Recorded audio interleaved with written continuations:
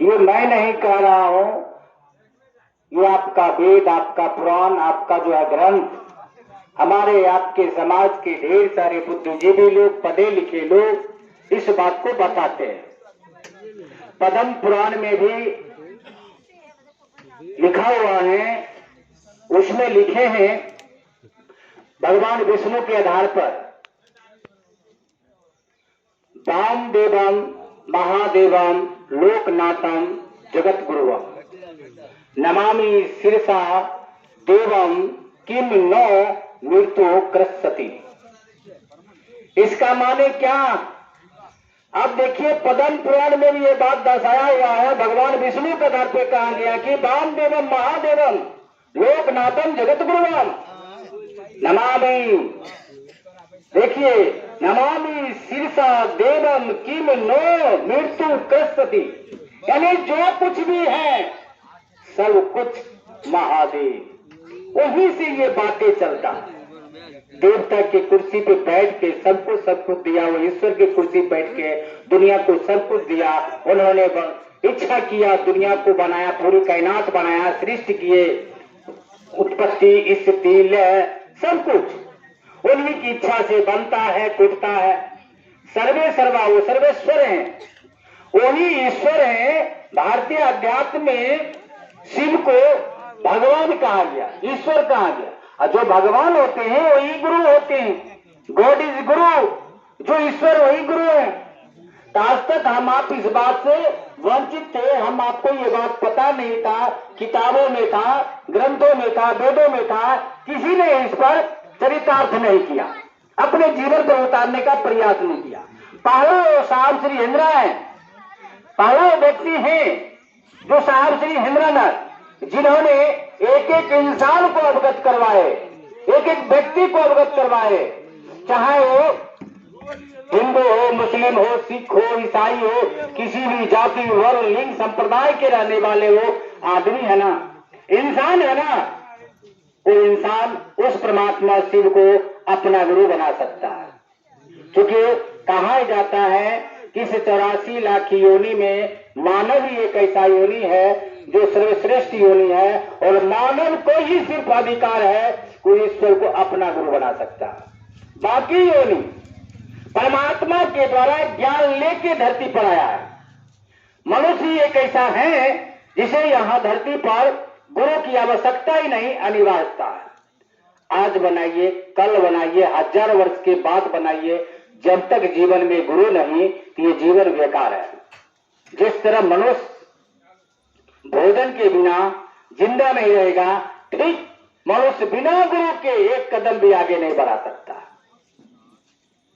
ये गुरु की परंपरा आज से नहीं है, हजारों साल से चलते आ रहा। मुख्य रूप से मानव के जीवन में गुरु जो होते हैं, मुख्य रूप से 3 प्रकार के गुरु होते हैं। ऐसे तो हजारों गुरु हैं। पहला गुरु होता है माँ बाप, जो बच्ची को जन्म देता है, दूध पिलाना सिखाता है, अंगुली पकड़ के चलना सिखाता है। जितना समझ है माँ बाप को अपने बच्चे की भी डालता है, अपना भर समझ देते हैं 3 से 4 साल। फिर माँ बाप क्या करते हैं, सेकेंड गुरु, शैक्षणिक गुरु, जो विद्यालय में बच्चों को शिक्षा दिया जाता है, किताबी ज्ञान, जिससे पढ़ लिख कर वो बच्चा IAS IPS डॉक्टर इंजीनियर वगैरह ढेर सारी डिग्रियां हासिल कर लेता है। वो डिग्रियां हासिल करके वो कमाने का जुगाड़ लग जाता है। कोई डॉक्टर बन गया, कोई इंजीनियर बन गया, कोई ठेकेदार हो गया, मैंने जैसे भी ये नॉलेज हुआ, अपना जीवन यापन जीने के लिए कुछ न कुछ जुगाड़ लगा लेता। जिंदगी तो जी रहा है, कैसो करके जिंदगी को जी रहा है, लेकिन बड़ा घर में परेशानी रहता है। कभी बाबूजी बीमार, कभी माँ बीमार, कभी बच्चा बीमार, कभी पत्नी बीमार, कभी पति बीमार।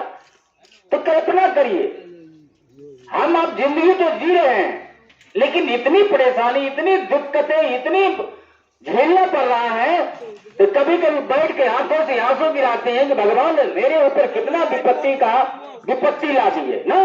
रोते हैं आप बैठ के, कभी कभी आप रोते हैं बैठ के, भगवान से प्रार्थना करते हैं, देवी देवताओं से प्रार्थना करते हैं, और आप सोचने लगते हैं कि आखिर ऐसा मेरे घर में क्यों हो रहा है, क्या ये परेशानी, ये दुख, ये पीड़ा ये जस अपजस, जीवन मरण, लाभ हानि, आखिर ये सब है क्या? ये सब होता क्या है? ये सब दुख जो आ रहा है इसका कारण क्या है? आइए थोड़ा विचार करें, विचार करें। हम आप मानव हैं, सर्वश्रेष्ठ प्राणी हैं, लेकिन एक भी मां बहन ठीक की स्थिति में नहीं है। कौन ऐसा दिन नहीं है जो आंखों से आंसू गिरा रहा है? कौन ऐसा दिन नहीं जो बेटा बाप पे नहीं बोल रहा है, बेटी मां पे नहीं बोल रहा है?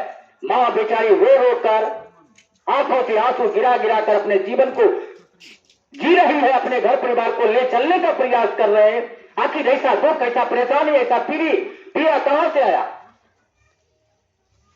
इसका एक ही कारण है, वो है नासमझ। नासमझ के कारण इंसान आज दुख की दलदली में धंसते चला जा रहा, जिसको बोलते हैं वो अज्ञानता। नासमझ के कारण इंसान परेशान होते चला जा रहा है, वो कभी ढूंढता ही नहीं है, परेशान हो रहा है।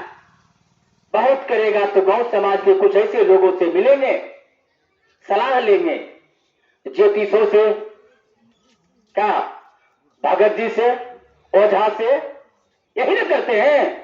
अभी भी हमारी मां बहन ढेर सारे से हैं जो अंधविश्वास में हैं।